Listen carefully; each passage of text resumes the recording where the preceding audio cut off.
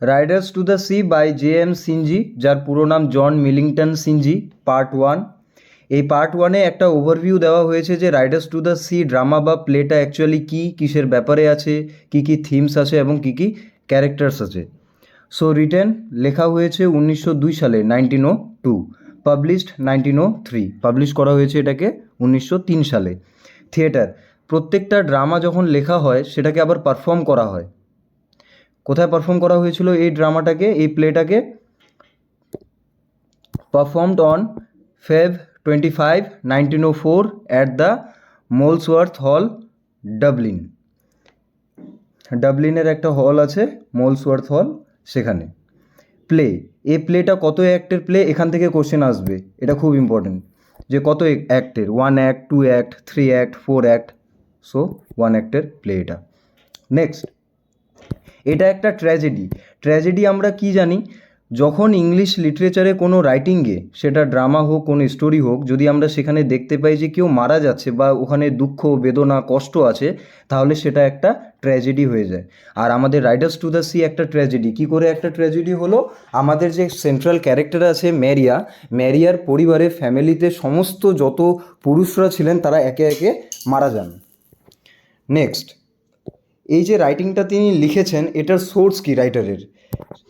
JM. সিনজি's one-act tragedy Riders to the Sea is based on his experiences on the Aran Islands of the west coast of Ireland, which he visited at the encouragement of W.B. Yeats.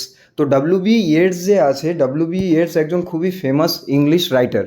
তিনি encourage করেছিলেন যে তুমি Eren island visit করো। আর সেখানে তিনি visit করতে গিয়ে একটা খবর পান যে ওই যে আইল্যান্ড আছে, সেই আইল্যান্ডে একজন মারা গেছেন। কিভাবে মারা গেছে সেই ব্যক্তি সমুদ্র যাত্রা করতে গেছিল, তারপর সে মারা যায়, কিন্তু তার মৃতদেহ কিন্তু খুঁজে পাওয়া যায়নি। তাহলে মানুষজন কিভাবে কনফার্ম করেছিল? তার ভেসে আসা কাপড় দেখে। আর এই সেম কনসেপ্টটাই আমাদের যে ক্যারেক্টার আছে মাইকেলের থ্রুতে রাইটার তুলে ধরেছেন। সো ইন্সপিরেশন কী ছিল? অ্যারেন আইল্যান্ডে যে পার্সোনাল এক্সপিরিয়েন্স ছিল, সেই যে স্টোরিটা তিনি শুনেছিলেন যে একজন মারা গেছে এবং তার কাপড় খুঁজে পাওয়া গেছে, এবং সেখান থেকে অ্যাজিউম করা হয় যে সে হয়তো জলডুবি হয়ে মারা গেছে। নেক্সট, আর একটু আগে যেটা বললাম, মাইকেলের ক্যারেক্টারের থ্রুতে এই ড্রামাতে এই জিনিসটা রাখা হয়েছে, যেখানে মাইকেল, আমাদের প্রথমেই যখন মাইকেল যে আছে সে সমুদ্র যাত্রা করতে গেছে এবং সবাই অ্যাজিউম করছে যে সে হয়তো আর ফিরে আসবে না, সে মারা গেছে, এবং ইয়াং প্রিস্ট যে আছে সে একটা কাপড় এনে দিয়েছিল, যেটা অনেক দূরে ডাবলিন নামে এক এরিয়াতে পাওয়া গেছিলো, যেটা নোরাকে এনে দিয়েছিল সে।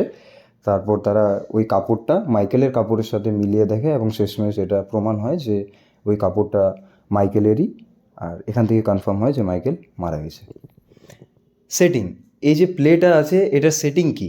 The play is set in a modest isolated cottage on the Aran Islands off the western coast of Ireland.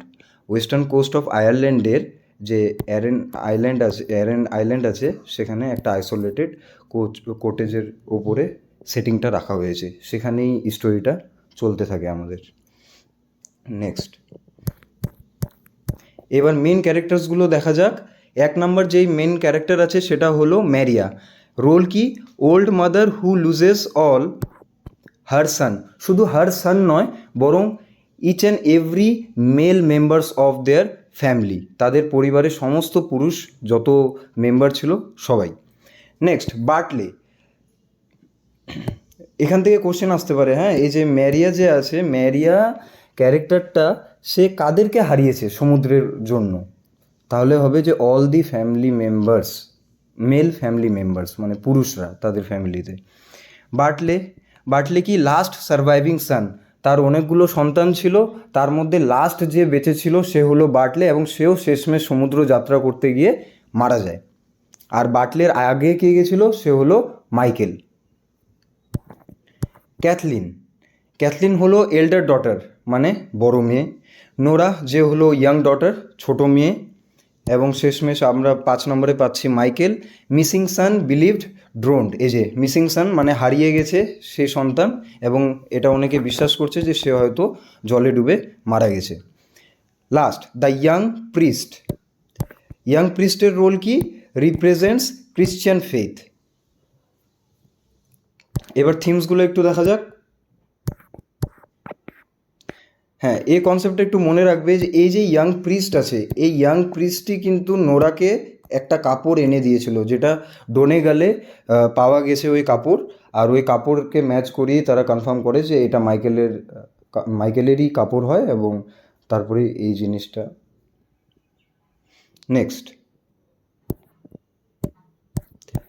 Theme, power of nature, fate and inhabitability, 3 নম্বর ডেথ, 4 নম্বর suffering and acceptance.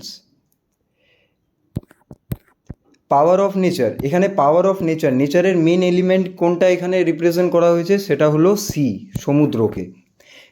Fate and ইনহ্যাবিটেবিলিটি মানে হলো যে ভাগ্য এবং ভাগ্যের যে পরিহাস, ওদের ভাগ্যেই লেখা ছিল যে ওদের যে পুরুষগুলো আছে তারা ওভাবেই হয়তো মারা যাবে, তাই কোনো মতেই এই ফেটটাকে পরিবর্তন করতে পারছিল না তারা, যেটা আমরা শেষমেশ বাটলের ক্ষেত্রে দেখতে পেলাম। অনেকেই ওকে আটকানোর চেষ্টা করেছে, ম্যারিয়া প্রাণপণ চেষ্টা করেছে তার লাস্ট সানকে সমুদ্র যাত্রা করাতে বিরত রাখতে, কিন্তু সে তবুও পারেনি, আর শেষমেশ বাটলে সমুদ্র যাত্রা করতে যায় এবং মারা যায়। এবং অবভিয়াসলি ডেথ তো আছেই, সবাই মারা যাচ্ছে যেহেতু সমুদ্রের কবলে পড়ে। 4 নম্বর যেটা আছে সাফারিং অ্যান্ড অ্যাকসেপ্টেন্স, এটা খুবই ইম্পর্টেন্ট। হ্যাঁ, এই যে সাফারিং আছে, এখানে সাফারিং কারা, এরা সাফারিং কারা করছে, ম্যারিয়া সেন্ট্রাল ক্যারেক্টারটা সব থেকে বেশি সাফারিং করছে, কারণ ওর পরিবারে ওর হাজব্যান্ড, ওর সান সবাই কিন্তু মারা গেল এই সি এর জন্য। আর অ্যাকসেপ্টেন্স এই ক্যারেক্টারটাই, এই যে ম্যারিয়া যে ক্যারেক্টারটা আছে, এই ম্যারিয়া ক্যারেক্টারটাই অ্যাকসেপ্ট করছে শেষমেশ। আগে ও অনেক দুঃখ এটা ওটা ওর অনেক অনেক কিছু ভাবনা চিন্তা আসছিল, কিন্তু শেষমেশ এটাই অ্যাকসেপ্ট করে যে no man can live for ever, একটা ফ্রেজ আছে, এই ফ্রেজের থ্রুতে এটা আমরা বুঝতে পারি যে শেষমেশ সে অ্যাকসেপ্ট করে নিচ্ছে যে no man can live for ever, মানুষ চিরকাল বাঁচে না।